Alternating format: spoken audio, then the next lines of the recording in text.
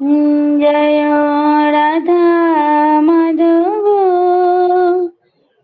জয় কুঞ্জ বিহারী জয় রাধা মাধব জয় কুঞ্জ বিহারী জয় গোপীজন বল্লভ জয় গিরিবরধারী জয় গিরিবরধারী যশোদানন্দন ব্রজজনরঞ্জন যশোদানন্দন ব্রজজনরঞ্জন যশোদানন্দন ব্রজজনরঞ্জন যশোদানন্দন ব্রজজনরঞ্জন যমুনা তীরবনচারী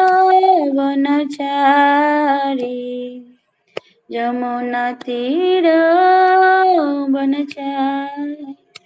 জয় রাধা মাধব জয় কুঞ্জ বিহারী জয় রাধা মাধব জয় কুঞ্জ বিহারী জয় শ্রী কৃষ্ণ চৈতন্য প্রভু নিত্যানন্দ শ্রীয়া দ্বৈত গদাধর শ্রীবাসাদি গৌর ভক্তবৃন্দ হরে কৃষ্ণ কৃষ্ণ কৃষ্ণ হরে হরে হরে রাম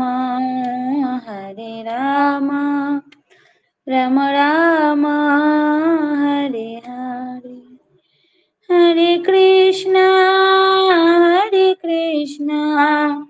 কৃষ্ণ কৃষ্ণ হরে হরে হরে রাম রাম রাম হরে হরে হরে কৃষ্ণ কৃষ্ণ কৃষ্ণ হরে হরে হরে রাম রাম রাম হরে হরে জয় রাধা মাধব জয় রাধা মাধব রাধা মাধব জয় রাধা মাধব জয় পঞ্চতত্ত্ব জয় পঞ্চতত্ত্ব জয় গৌর নিতাই জয় জয় প্রভুপাদ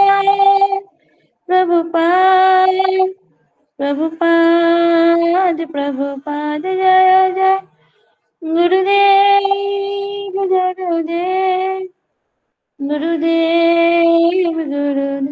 নিতাই গৌর হরি বল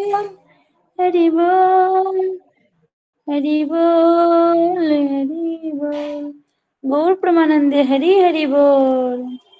নমোয়ং বিষ্ণুপদায় কৃষ্ণপৃষ্ঠায় ভূতলে শ্রীমতী জয় পতাকা স্বামিনীতি নামিনী নমো আচার্য পদায় নিতাই কৃপা প্রদায়িনী গৌরকথা ধামোদয় নগর গ্রাম তারিণী নমোয়ং বিষ্ণুপদায় কৃষ্ণপৃষ্ঠায় ভূতলে শ্রীমতী ভক্তি বেদান্ত স্বামিনীতি নামিনী নমস্তে সরস্বতী দেবী গৌরবাণী প্রচারিণী নির্বিশেষ শূন্যবাদী পাশ্চাত্য দেশতারিণী ওং তৎসৎ ওং তৎসৎ ওং তৎসৎ। সুধী ভক্তমণ্ডলী সবাইকে জানাই আমি দণ্ডবৎ প্রণতি নিবেদন। বাঞ্ছাকল্পতরুভ্যশ্চ কৃপা সিন্ধুভ্যৈব চ পতিতানাং পাবনেভ্যো বৈষ্ণবেভ্যো নমো। আমরা 5 নম্বর শ্লোক থেকে শুরু করব। অন্তত পক্ষে 20টা শ্লোক পড়ার আসছে আমার কাছে। একই স্বরূপ দোহে ভিন্ন মাত্র কায়, আদ্য কায় বুহ কৃষ্ণ লীলার সহায়। তাহলে তাদন বলরাম এবং কৃষ্ণের স্বরূপ একই, কেবল তাদের দেহ ভিন্ন। বলরাম হচ্ছেন কৃষ্ণের প্রথম কায়বহ এবং বলরাম কৃষ্ণকে লীলা বিলাসে সবকিছুতে সহযোগিতা করে। তো সহযোগিতা করাই হল কৃষ্ণ লীলার ভক্তের লক্ষণ। এখানে যদিও বলরামও ভগবানই, কিন্তু উনি সহায়তা করেন। আর কিছু কিছু আছে তারা অসহায়তা করে, কংস আদি, তারাও লীলায় সামিল, তারা বিপরীত ভাব নিয়ে চলে। তো ভাবে ভেদ আছে। সেই কৃষ্ণ নবদ্বীপে শ্রী চৈতন্য চন্দ্র, সেই বলরাম সঙ্গে নিত্যানন্দ। তো বলছি কৃষ্ণ নবদ্বীপে অবতীর্ণ হয়েছেন চৈতন্য মহাপ্রভু, একই কৃষ্ণ। নবদ্বীপে ওনার নাম ভিন্ন এবং তার ক্রিয়াকলাপও কিছুটা ভিন্ন। যেমন কৃষ্ণলীলায় উনি সব অসুর সংহার করেছেন, আর গৌরাঙ্গ লীলায় সব অসুরকে উনি কৃপা বেটে সবাইকে হৃদয় শুদ্ধ করে ভগবত ভক্তি প্রদান করেছেন এবং সবাইকে ভগবত ধামে যাওয়ার সুবর্ণ সুযোগ দিয়েছেন। যারে তারে সবাইকে উনি অকাতরে, উনি ভেদাভেদ করেন নাই, সবাইকে অকাতরে উনি দান করেছেন সেই মহামূল্যবান বস্তু, যেটা অনার্পিত চরিত্র, যেটা কখনো উনি দান করে নাই। গৌরাঙ্গ মহাপ্রভু রূপে সেটা দান করছেন বহুদিন থেকে, যেটা উনি দান করেন নাই। তো তাই চৈতন্য চন্দ্র আর বলরাম হচ্ছেন সেই নিত্যানন্দ রূপে আসছেন। কারণ জড় জগতে যে কোনো লীলায় ভগবান করলে বলরাম তার সেবক রূপে আসেন, বলরাম সেবা করেন। যেমন রামচন্দ্র রূপেও লক্ষণ সেবা করতেন দিন রাত 24 ঘন্টা। এই না যে 1 মিনিট সেবা করলে আবার ঘুমিয়ে গেল না।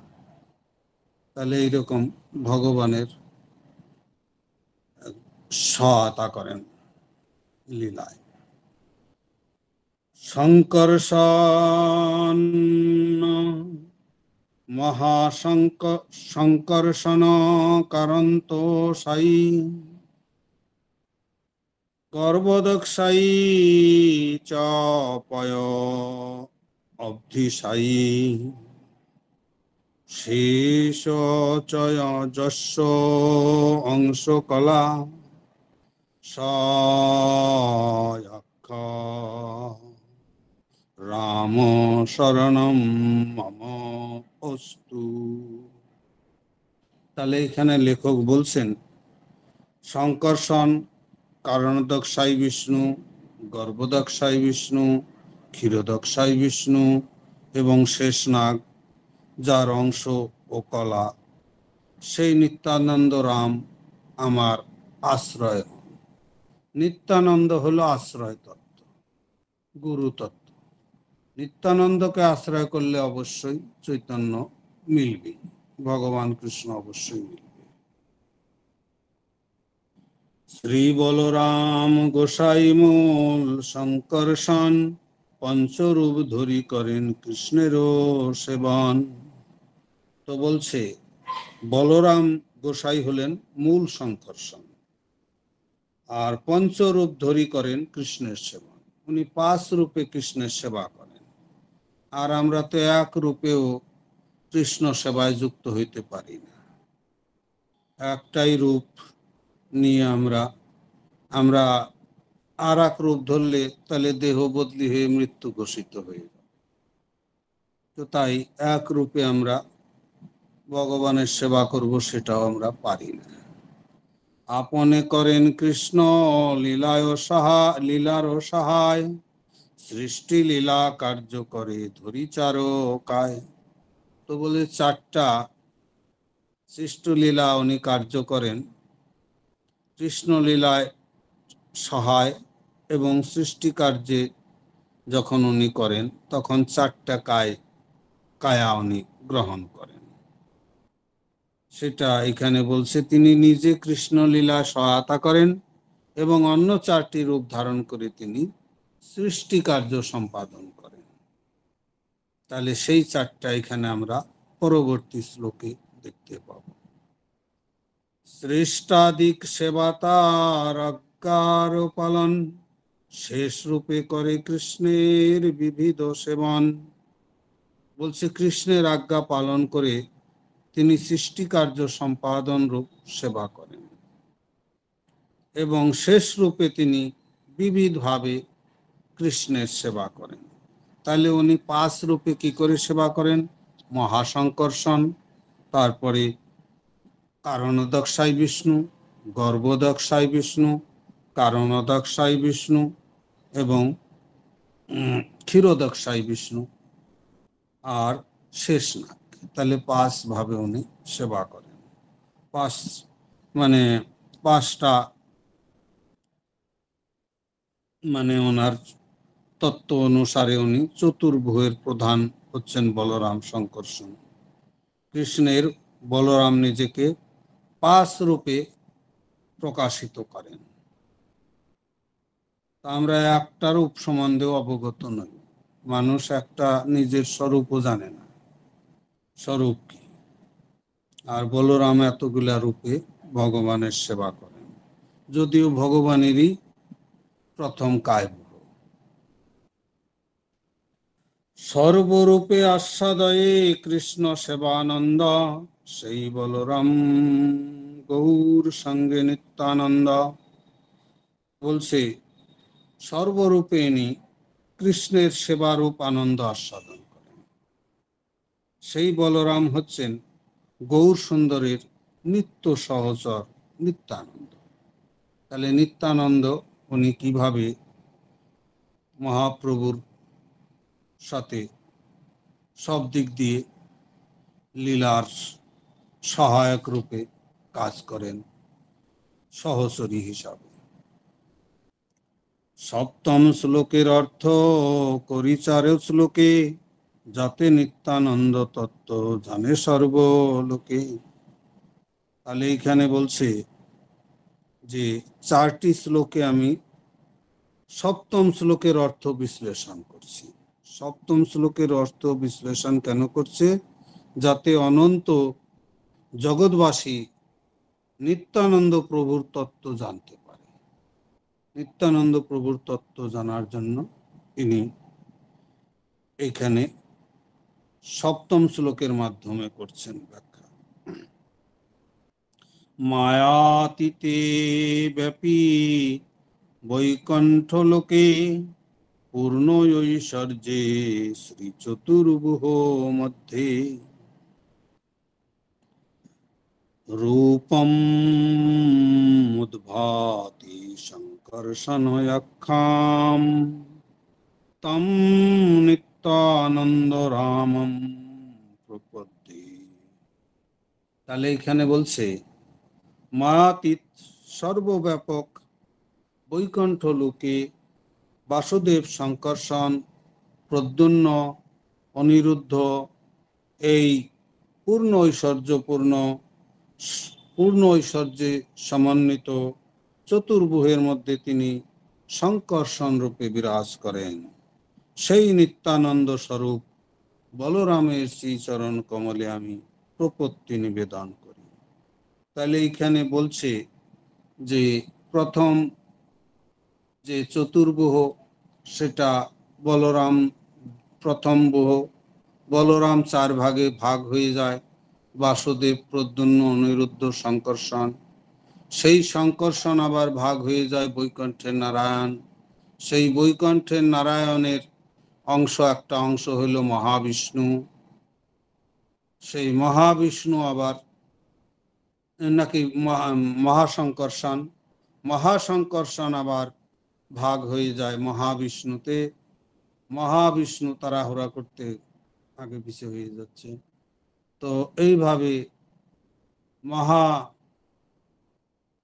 সংকর্ষণ মহাবিষ্ণুতে ভাগ হয়ে যায়। মহাবিষ্ণু আবার তিন ভাগে ভাগ হয়ে যাচ্ছে: কারণোদকশায়ী বিষ্ণু, গর্ভোদকশায়ী বিষ্ণু, ক্ষীরোদকশায়ী বিষ্ণু। এইভাবে নিত্যানন্দের ভাগ এখানে বর্ণনা করছেন, কেমন ভাবে নিত্যানন্দ এই জড় জগতের সম্পূর্ণ হর্তাকর্তা, সবকিছুর মূলে নিত্যানন্দ। প্রকৃতির পার পরম বম নামে ধাম, কৃষ্ণ বিগ্রহ যাইছে বিভূতাদি গুণগান। তো বলছে জরা প্রকৃতির পারে রয়েছে পরম বম নামে ধাম। শ্রীকৃষ্ণের মতো এই ধাম সরৈশ্বর্যপূর্ণ, আদি, সব রকম চিন্ময় ঐশ্বর্যে পূর্ণ। তাহলে চিন্ময় ধাম হলো ভগবানের, ওইটা পরম বম বলছে। আর আমাদের বিরজা নদীর এই পারে অনন্ত কোটি ব্রহ্মাণ্ড যেটা, সেটাকে বলছে বোম, আর ওইটা হলো পরম। এইখানে এক পাদ বিভূতি, সমগ্র সৃষ্টি হলো ভগবানের এক পাদ বিভূতি, আর পরম বোম হলো ভগবানের ত্রিপাদ বিভূতি, ত্রিপাদ ভূত সনাতন। তাহলে এই হলো প্রকৃতির পরম বোম এবং বোমের মধ্যে পার্থক্য। তো তাই বলছে জরা প্রকৃতির ওপারে রয়েছে পরম বোম ধাম, কৃষ্ণের মতোই ধাম ঐশ্বর্যপূর্ণ, আদি, সব রকম চিন্ময় ঐশ্বর্যে পরিপূর্ণ। পরম বোম হলো চিন্ময় ঐশ্বর্যপূর্ণ, আর এই অনন্ত কোটি জড়জগৎ হলো জড় ঐশ্বর্য। জড় ঐশ্বর্যে পরিপূর্ণ কে রক্ষণাবেক্ষণ করছেন? না, মহামায়া। আর চিন্ময় জগতের রক্ষণাবেক্ষণ কে করছেন? যোগমায়া। তো এইভাবে ভগবান লীলা বিলাস করে এসে উনি আরো আছে এই পরম বোমে, যেমন ভগবানের শ্বেতদ্বীপ ধাম এবং গোলক ধাম আছে। শ্বেতদ্বীপের ধামে আবার আছে সেই ক্ষীরোদক বিষ্ণু, তার অফিস আবার ব্রহ্মাণ্ডেও আছে। তো বৈচিত্র্য একই, ভাগ ভিন্ন না, অভিন্ন, সেটাও চিন্ময় জগৎ থেকে অভিন্ন। তো জড়জগৎ পালন করার জন্য ক্ষীরোদক বিষ্ণু ক্ষীর সাগরে শয়ন করেন, এবং ওই অফিস গোলক ধামের এই অফিসে অভিন্ন অংশ ব্রহ্মাণ্ডের ভিতরেও আছে। সর্বজ্ঞ অনন্ত বিভু বৈকণ্ঠাদি ধাম, কৃষ্ণ কৃষ্ণ অবতারের তাহাই বিশ্রাম। তাহলে এখানে বলছে সর্বজ্ঞ, অনন্ত, বিভু, বৈকণ্ঠাদি ধাম, কৃষ্ণ কৃষ্ণ অবতারের তাহাই বিশ্রাম। তাহলে এখানে বলছে সেই বৈকুণ্ঠ ধাম সর্বব্যাপ্ত, অনন্ত এবং বিভু। তাহলে বিভু মানে যার সীমা নাই।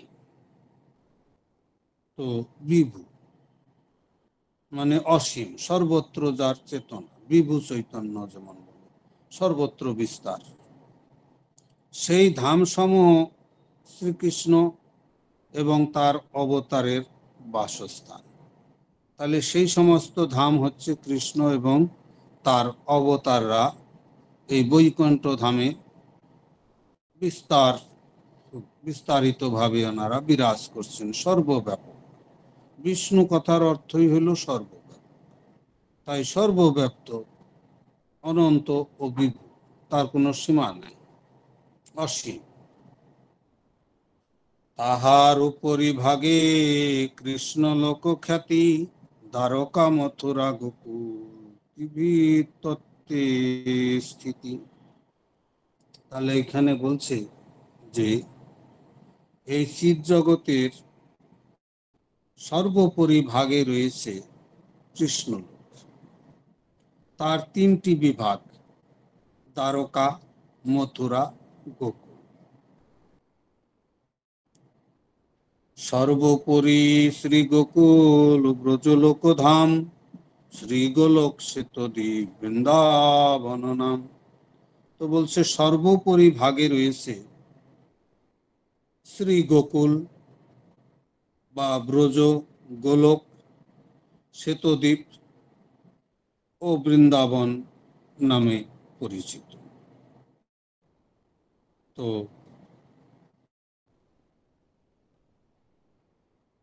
এরপরে হচ্ছে সর্বগ অনন্ত বিভু কৃষ্ণ তনু সম, উপর্যধ ব্যাপী আছে নাহিক নিয়ম। তো বলছে শ্রীকৃষ্ণের অপ্রাকৃত তনুর মতো গোকুল সর্বব্যাপ্ত, অনন্ত ও বিভু। তা কোনো রকম নিয়মের গান্ডির মধ্যে আবদ্ধ না, কারণ থেকে উপরে নিচে উভয় দিকেই বিস্তৃত। তাহলে এখানে সুন্দরভাবে বর্ণনা করেছেন যে, যেমন আমাদের ভগবত গীতায় বলেছে, ঊর্ধ্বমূল মধ্য শাখা অসত্যং প্রাহুরব্যং ছন্দাংসি যস্য পর্ণানি বেদ সবেদবিদ অধর্ষত্যং পশ্রিতা তস্য শাখা বিষয় প্রবলা প্রবৃদ্ধা। তো এই যে শ্লোকটা, এটার সাথে এটার মিল আছে।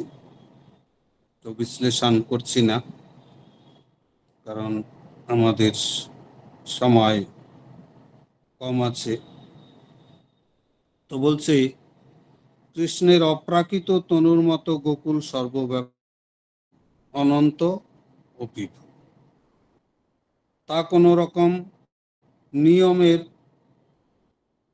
মধ্যে আবদ্ধ না থেকে উপরে এবং নিচে উভয় দিকেই বিস্তৃত।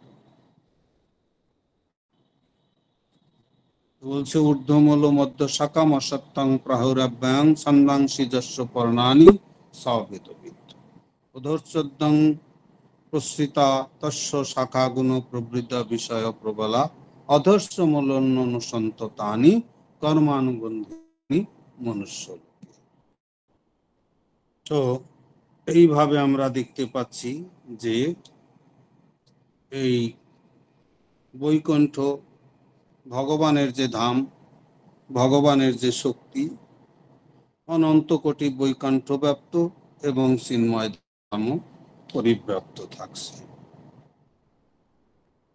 কিন্তু বৈকুণ্ঠ ধামের অন্তরঙ্গা শক্তি আর অনন্ত চিন্ময় জগৎ ভগবানের বহিরঙ্গা শক্তি।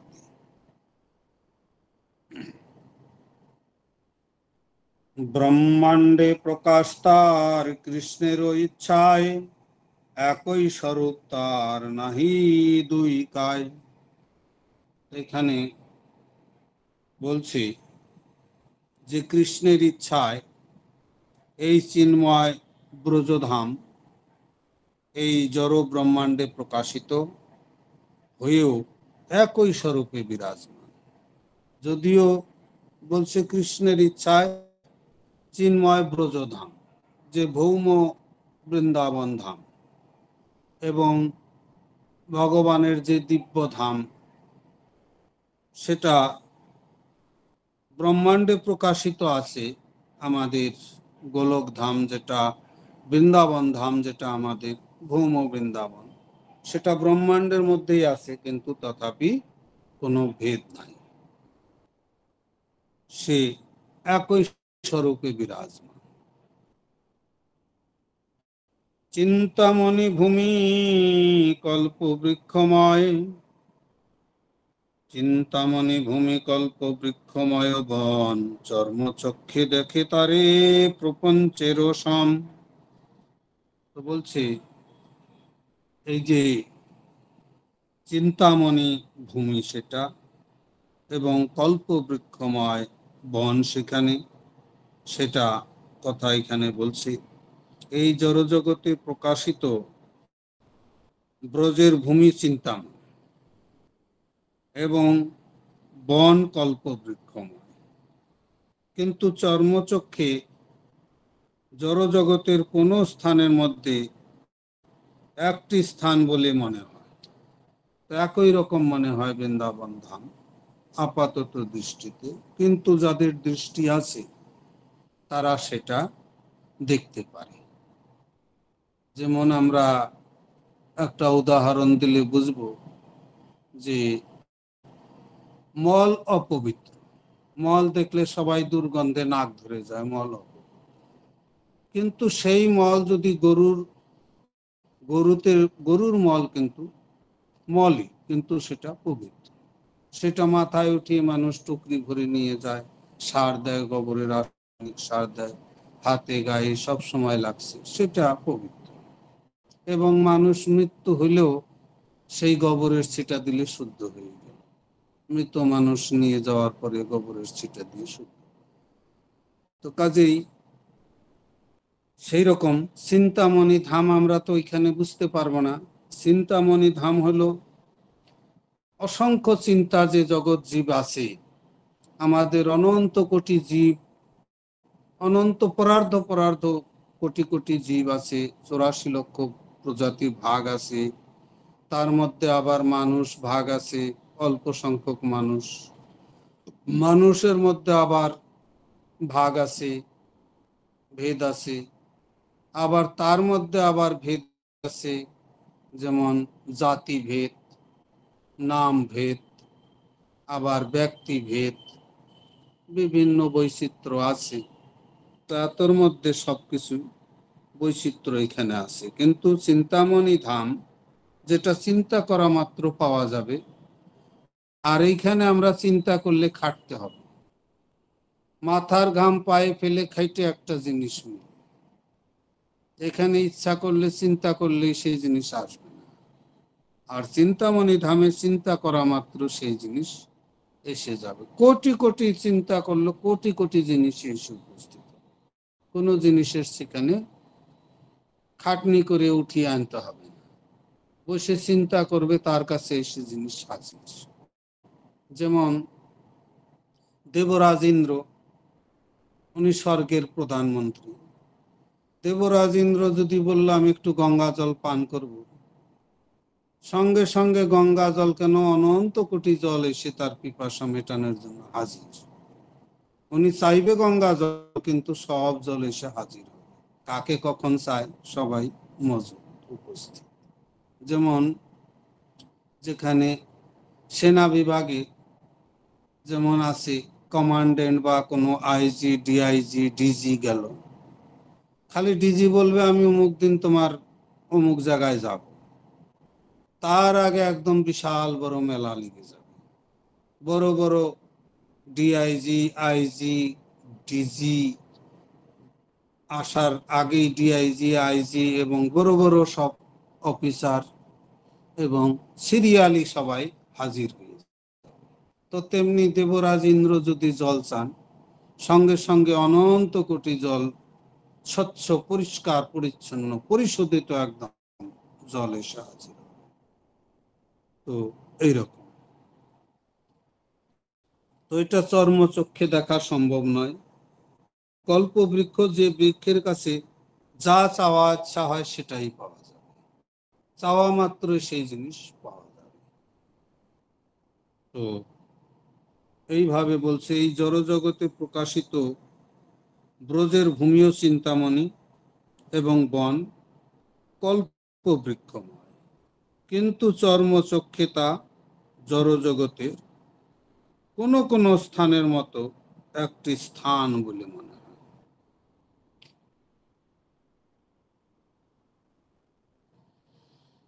প্রেম নেত্রে দেখে তার স্বরূপ প্রকাশ, গোপ গোপী সঙ্গে যারা কৃষ্ণের অবিলাস। তাহলে এখানে দেখা যাচ্ছে যে তার স্বরূপ প্রকাশ প্রেম নেত্রে দৃষ্ট হয়। সেখানে পরমেশ্বর ভগবান শ্রীকৃষ্ণ তার গোপ সখা এবং গোপী সখীদের সঙ্গে নিত্য বিলাস করে। মানে একই জিনিস দেখেন যে একজন হাইকোর্টের জজ, সে যখন বাড়িতে যান তখন তার পরিবেশ আলাদা, ছেলে পেলে খেলা করছে, ছোট বাচ্চা কোলে নিচ্ছে, হ্যাঁ, মলমূত্র সাফ করছে, স্নান করাচ্ছে, নিজে গামছাও করছে, আম, উম, বিভিন্ন বস্ত্র পরেও ঘুরছে। আর সেই জর্জ যখন তার যায়, তার ড্রেসও আলাদা, তার সম্মানও আলাদা, তার কাছে বাড়ির লোক নিজের ছেলেটা পর্যন্ত যেতে পারবে না, নিজের স্ত্রী পুত্র কেউ সেখানে কোনো স্থান নাই। তো একই ব্যক্তি। তো সেই রকম এখানে বলছে,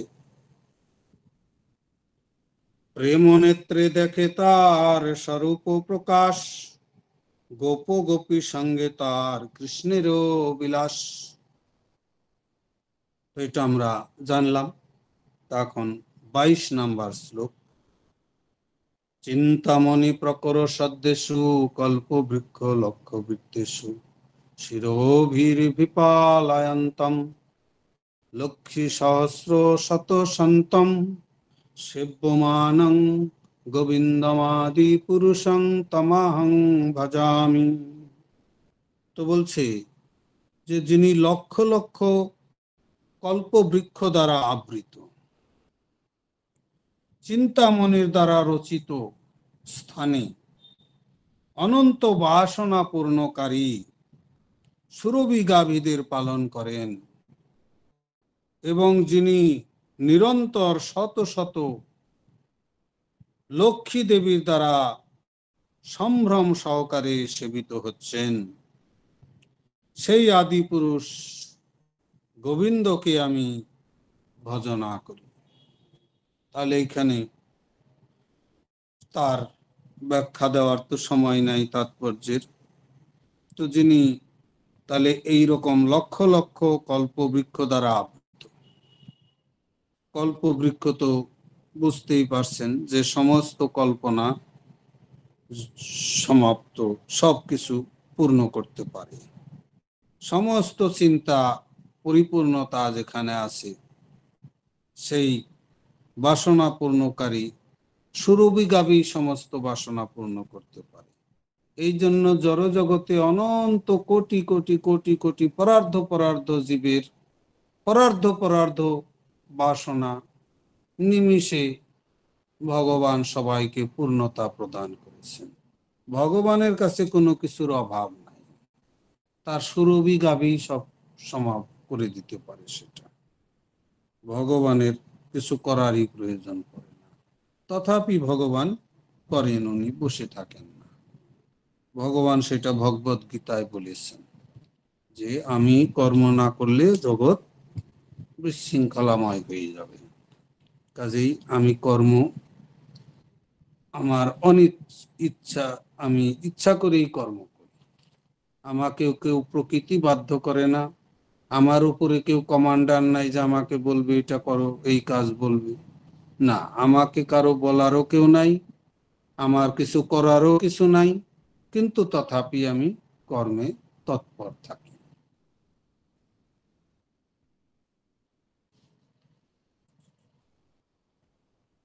কারণ জগৎ তার অনুসরণ করবে। ভগবান যদি কোনো কাজ না করে, তাহলে বড় বড় সাধু বলবে আর ভালা জপটপ করার নাই, খাওয়ালে ঘুমাও আর খাও। তো কাজেই সবাই তার অনুসরণ করবে, তার জন্য ভগবান সবসময় কাজে ব্যস্ত থাকে। মথুরা দ্বারকায় নিজ রূপ প্রকাশিয়া নানা রূপে বিলাসয়ে চতুর্ভুহ হইয়া।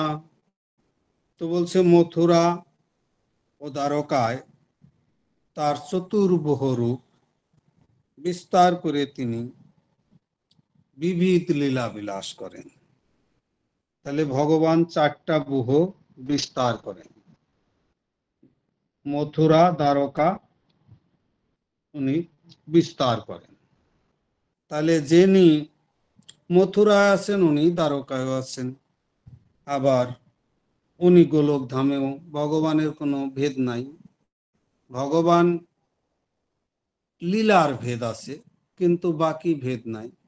বৈকুণ্ঠে উনি, ওই উদাহরণ দিলাম জর্জের মতো, বৈকুণ্ঠে ভক্তরা সম্ভ্রমে সেবা করবে, লক্ষ্মী দেবীও তার পদ সেবা শত সম্ভ্রমে করবে।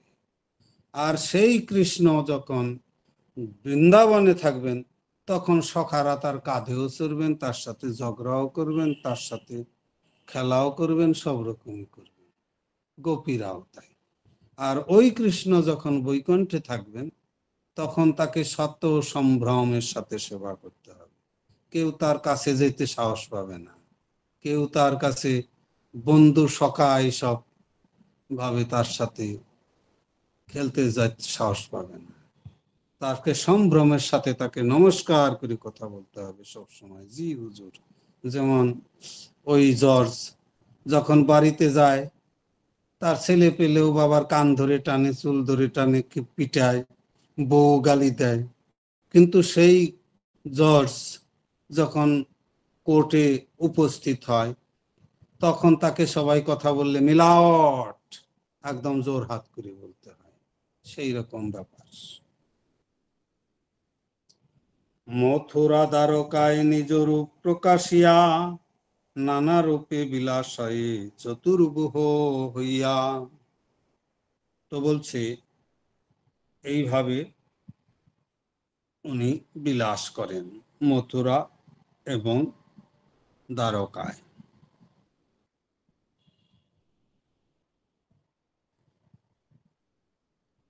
সেটা দ্বারকা এবং মথুরায়, মথুরা মণ্ডলের মধ্যেই আবার এই বৃন্দাবন, শ্বেতদ্বীপ ধাম আদি বিরাজমান মথুরা মণ্ডলে। বাসুদেব শঙ্কর্ষণ প্রদ্যুন্না আদি অনিরুদ্ধ, বাসুদেব শঙ্কর্ষণ প্রদ্যুন্নানিরুদ্ধ সর্বচতুর্ভুহ অংশী তুরীয় বিশুদ্ধ। তাহলে এখানে বেদের আছে যে তুরীয় ভাগ, সেই কথাটা এখানে আছে, ব্যাখ্যা করার সময় নেই। তো বাসুদেব শঙ্কর্ষণ প্রদ্যুন্ন অনিরুদ্ধ হচ্ছেন আদি চতুর্ভুহ, যাদের থেকে অন্য সমস্ত চতুর্ভুহ প্রকাশিত হয়েছে। তারা সকলেই বিশুদ্ধ ও চিন্ময়। এই তিন লোকে কৃষ্ণ কেবল লীলাময়, নিজ গণ লইয়া খেলে অনন্ত সময়। তো বলছে এই সব লোকে ভগবান লীলা করেন এবং নিজ গণের সাথে অনন্ত লীলা বিলাস করেন। দ্বারকা, মথুরা, গোকুল এই তিনটি লোকেই কেবল লীলাময় কৃষ্ণ তার অন্তরঙ্গ পার্শ্বদের নিয়ে অনন্ত লীলা বিলাস করেন। বাকি জায়গায় লীলা বিলাস নাই, বৈকুণ্ঠে লীলা বিলাস নাই। সেখানে ভগবানের, নারায়ণের সবাই সেবক, ওখানে কেউ সখা বা মাতা পিতা নাই, ওখানে সবাই নারায়ণকে শত সম্ভ্রমের সাথে সম্মানের সাথে সেবা করবে। আর এই তিনটা ধামেই ভগবানের সাথে লীলা বিলাস, যে উনি সব রকম ভক্তদের সাথে নিজেদের মতো, নিজের বাড়ির মতো সবাইকে সুযোগ দিবেন। কেউ কাঁধে চড়তে চায় চড়ো, কেউ মাথায় চড়ে নাচতে চায় নাচো, কেউ খেলতে চায় খেলো। তো সবাইকে সমানভাবে এখানে সুযোগ দেয়, বাকি জায়গায় ওটা নাই। পরম্বম মধ্যে করি স্বরূপ প্রকাশ, নারায়ণ রূপে করেন বিবিধ বিলাস। তো বলছে চিদাকাশে বৈকুণ্ঠ লোকে পরমেশ্বর ভগবান নারায়ণ রূপে প্রকাশিত হয়ে বিবিধ লীলা বিলাস করেন। তাহলে এই নারায়ণ রূপে যেটা লীলা, সেটা উনি অনন্ত বৈকুণ্ঠে, অনন্ত কোটি বৈকুণ্ঠ ধাম আছে, সেই লীলা আবার অন্যরকম। যেমন নারায়ণের আবার চতুর্ভুহ আছে, চতুর্ভুহের বিস্তার আছে, এইভাবে বিস্তার করে উনি লীলা করেন। কিন্তু সেই লীলা আর ওই লীলার মধ্যে অনেক পার্থক্য আছে।